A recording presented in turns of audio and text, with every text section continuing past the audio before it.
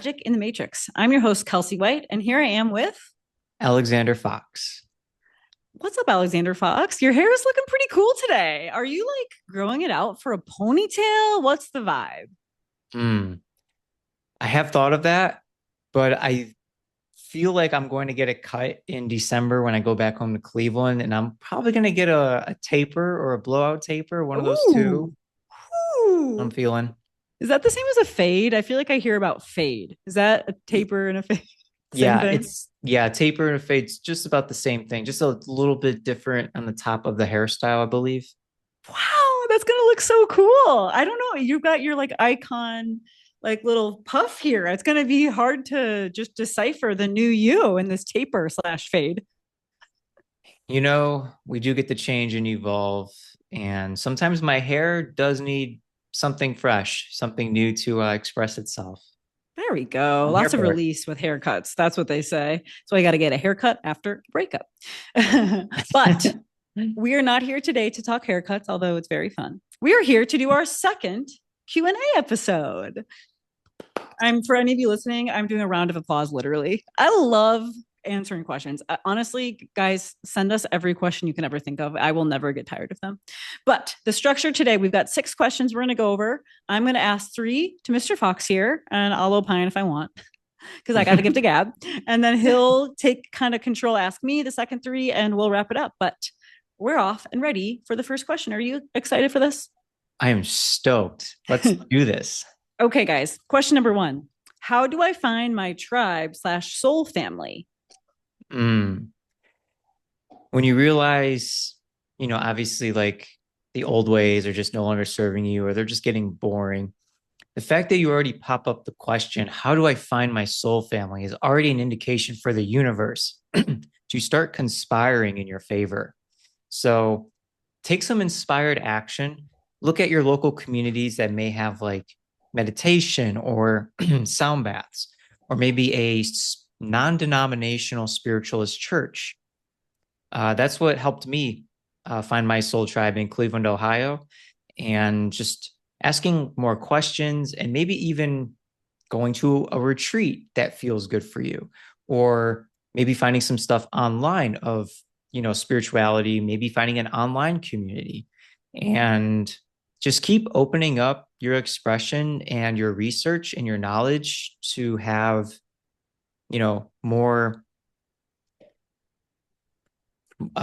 more ways. Damn it.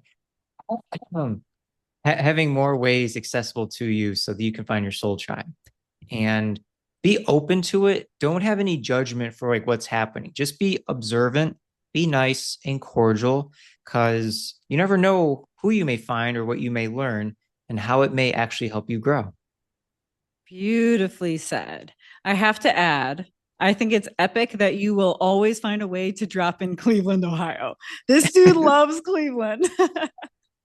I do. I love bringing it up in almost every single facet I can. It's cute. Love your roots. I would Mhm. just add to that so some of these recommendations were like more spiritually based, like meditation, sound bath. Honestly, if you just follow your hobbies, like whatever brings you joy and lights you up, that's something that can truly help kind of align you with your soul tribe. So if you like dancing, go dance. If you like exercising, go exercise. If you like creating poetry, go to a poetry slam. Like it doesn't have to be so focused spiritually, but you really will find your tribe just kind of following your joy. And my final little comment is to tune into your body. Like when you're with people and right after you left them, if you are feeling, like your most big, authentic self and inspired and energized, that's a really good clue that you found your soul tribe. If you leave an environment and you feel like kind of drained, or while you're there, you're not really speaking up for yourself and feeling like your most integrated self, I'm laughing if you're listening to the audio, as always, at Mr. Fox making funny faces. If you're kind of feeling like I'm not exactly my most proud version of the version of me that I'm the most proud of, that might be an indication that that group is potentially not your soul tribe. But good luck finding your soul tribe. On to question number 2. What is the law of attraction?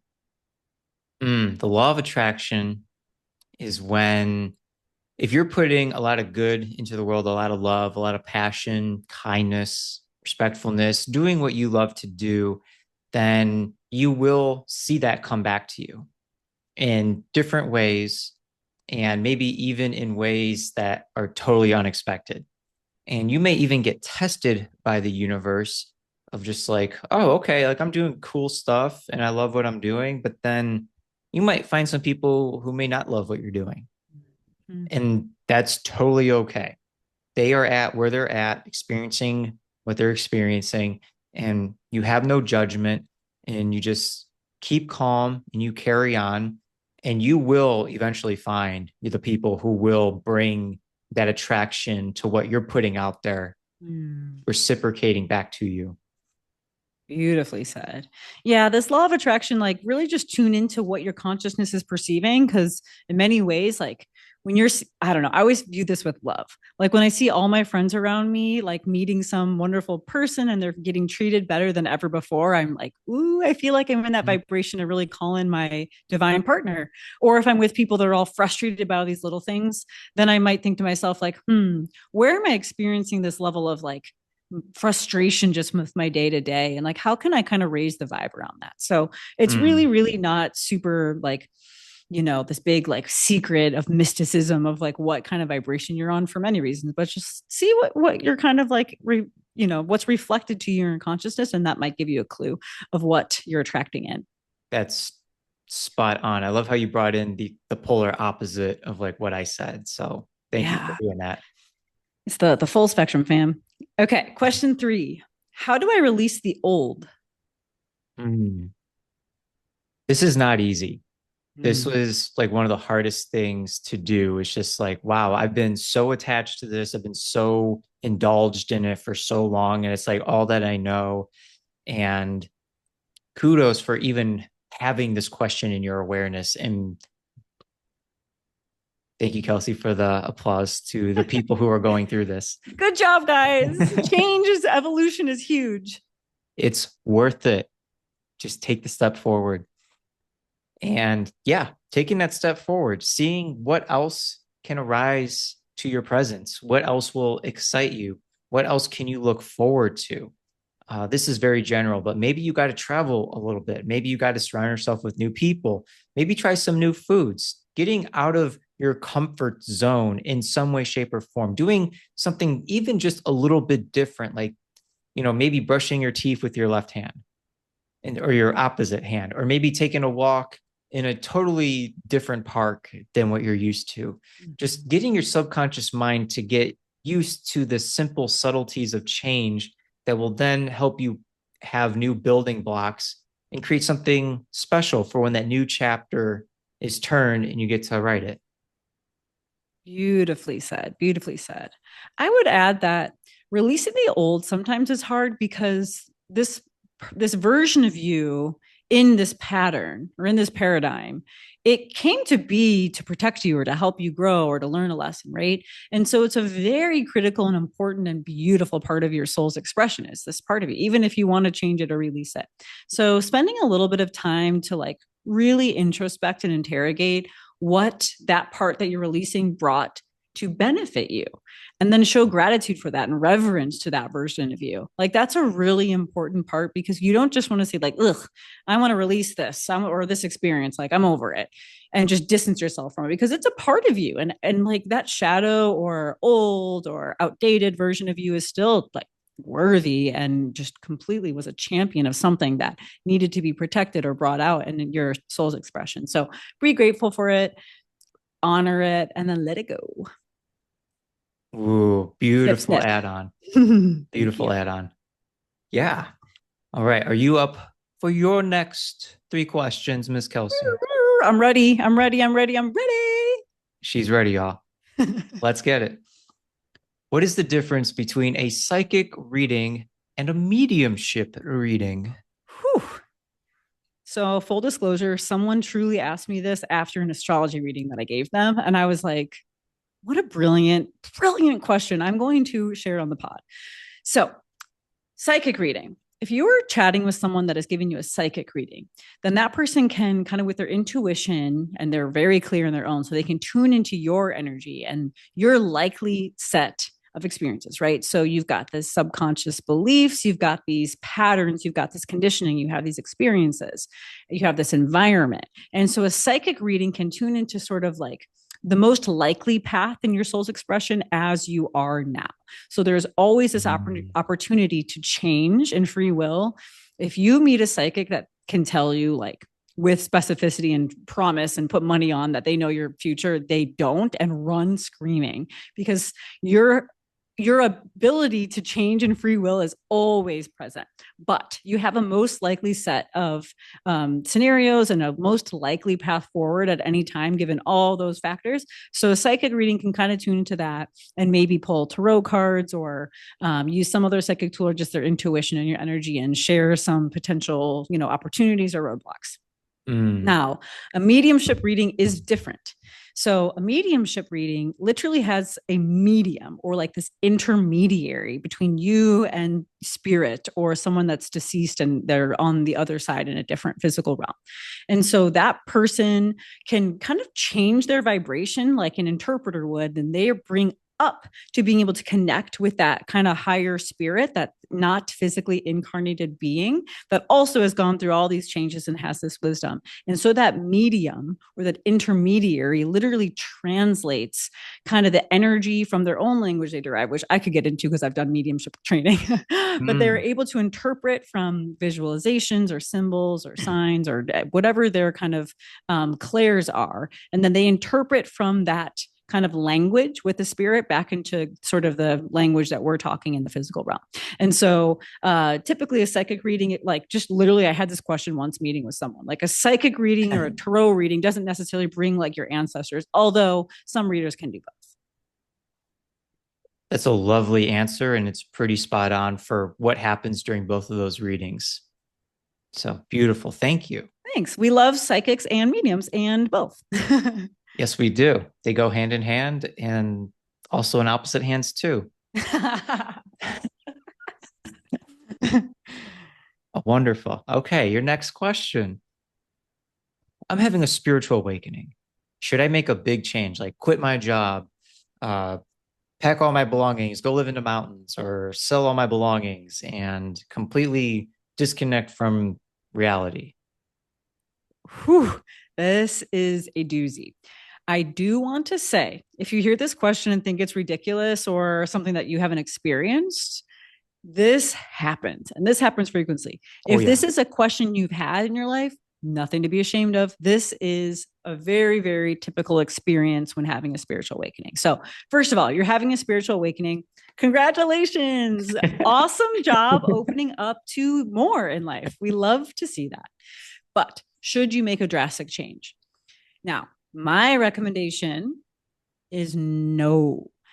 Like, changing your job, changing your possessions, changing your geographic location, that's very destabilizing. And you're already in this kind of destabilized state, just opening up your crown chakra and your third eye chakra and your wisdom. And so it's very, very important at the early stages of a spiritual awakening to ground. You need to sort of integrate these new insights into your body, into your consciousness, into your subconscious, and really kind of just learn slowly, slowly but surely, because there's unlimited time to make changes and to reflect and to grow. But being in this state where you're kind of blasted into a new level of awareness while Mhm. also drastically changing your kind of physical incarnation and your routine can be kind of a recipe for disaster from a mental health perspective, and just might be a little bit too much.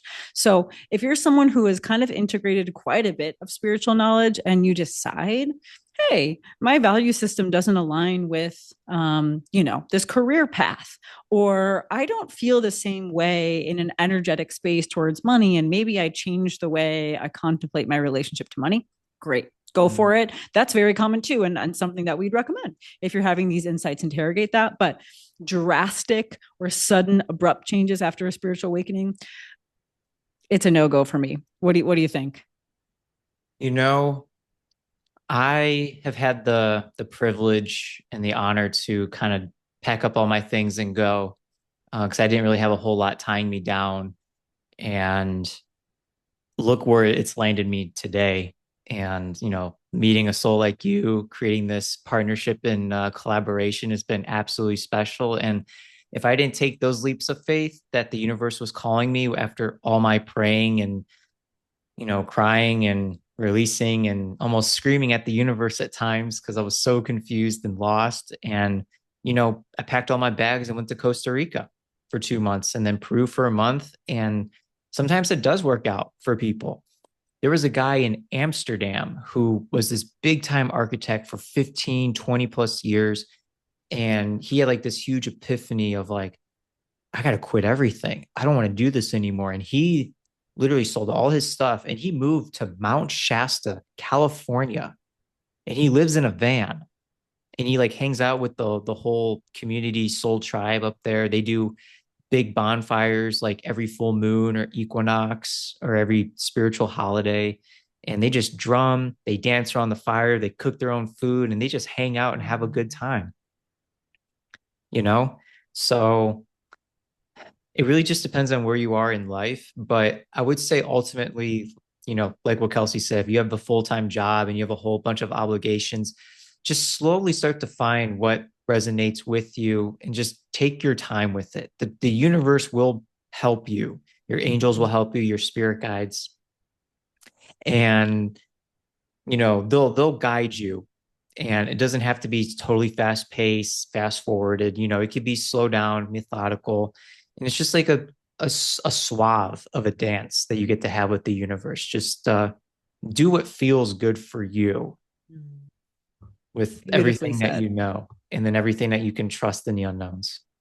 Sometimes if you want to just daydream about abruptly changing your life when you're having a bad meeting, just do that though. I support that. Just be like, you know what? I'm going to leave and go to Shasta in a van. What's up? Or go and quit your job and then go to Electric Forest the next day. There's a story there. Yes. And your last question now, Kelsey. Do we have spirit guides? Guys, I love talking about spirit guides. So there will be many episodes and conversations about spirit guides, but I want to underscore, and this is not just my opinion, although it is my opinion, and maybe other people have different opinions, but a lot of people that have done kind of hypnotic regression with people in their kind of post transition after death life. So they're in between state or talking to channeled consciousness or meditating. This is kind of information that I've learned from those outlets, just to note it's not just like my personal opinion.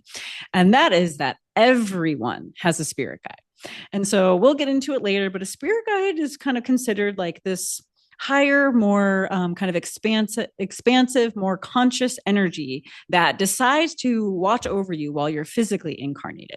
And typically, this energy is an energy of a soul that has incarnated in physical form. So they understand, like, we're in these streets on earth the physical incarnation with like heartbreak and hunger and anger and scarcity mindsets everywhere.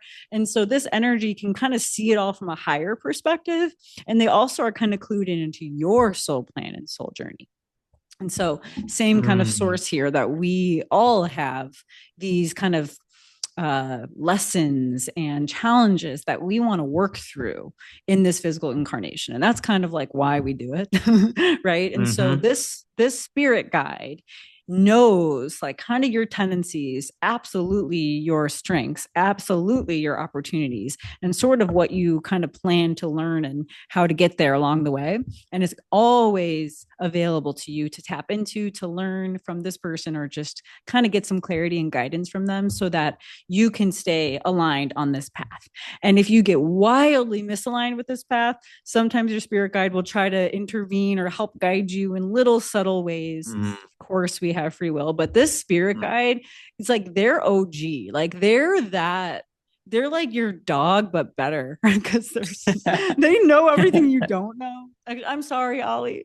No, but this spirit guide, like, it's honestly one of the most heartening things that in the universe to me. It's like at any moment I can just shut my eyes, take a breath, and call in my spirit guide and be like, what? What do I do? And also just be like, sometimes you could just be silly with it and be like, what's good, spirit guide? That Mm. rock. So yes, some people think like, oh, well, only like spiritual people or psychic healers have spirit guides, but no, everyone has a spirit guide and everyone has a spirit team. So Mm. it's not even just, Mm. doesn't have to be one, but typically we have a main guide that is like lockstep with us every step of the way. We sure do. Everyone does. You just gotta call it in. Be like, yo, what's up, spirit guide? Can you help me on my journey? Like, show me that you exist. Show me a sign. Maybe get specific with a sign, like show me a cardinal or a blue jay, and or maybe a specific group of numbers or something that would resonate with you to know that they're there and to know that Absolutely. it's real for you. Gorge. So Amazing. a funny anecdote. I love to connect with my spirit team. Sometimes when I do my cycling class, I'll like be all excited and like vibing high, right? It's like, music and your energy is flowing with the body and everyone's in sync in this class. And I'll be like, hey, spirit team, I'm humaning. Look at me. I'm in my physical form, just crushing it. And I literally have gone like this, like to high five them, which is totally fine because it's a very dark room and everyone's kind of flailing around. But, you heard it here first. I will high five my spirit team when I just get like really amped. Oh That's my kind of dramatic God. though. I am humaning. Oh, that's amazing. That term's got to go into Webster like ASAP Rocky. Okay, guys, if you make merch, that would be a really cool like crop shirt for me or a tote. Think about it. In the meantime, we're gonna go get our hair done. We hope you had an excellent time in this Q&A episode of Magic in the Matrix. If you liked the episode, like it, share, subscribe, do what you do. But join us next time on Magic in the Matrix. See y'all, fam. Have fun, y'all. Bye.